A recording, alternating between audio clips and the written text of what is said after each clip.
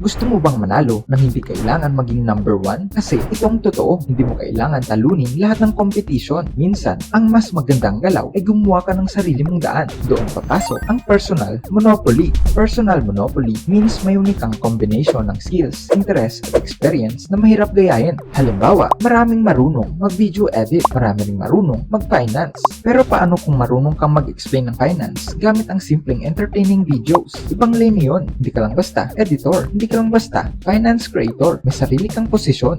So paano mo ito sisimulan? Una, ilista mo yung mga skills mo kahit feeling mo ordinaryo lang. Writing, editing, speaking, selling, drawing, teaching. Pangalawa, tingnan mo kung anong interest mo. Business ba? O baka naman gaming? O pwede din na fitness o psychology. Pwede naman na technology. Then, pagsamahin mo, doon nagsisimula ang edge mo. Kunwari, mahilig ka sa fitness, marunong kang mag-storytelling at marunong kang mag-edit. Instead na gumawa ka ng generic fitness content, pwede kang gumawa ng fitness story, fitness lesson na parang mini documentary. See the difference? Hindi mo kailangan maging pinakamahusay sa bawat skill. Ang kailangan mo ay isang combination na mahirap kopyahin. Kaya huwag mong tanungin sa sarili mo kung anong skills na kumita ang malaki, kundi itanong mo kung anong kayang mong pagsamahin na ikaw lang ang may ganitong style. Because the goal is not to win someone else's game. The goal is to create a game where you have your own advantage. At kapag nahanap mo yon, hindi mo na kailangan sumabay sa competition.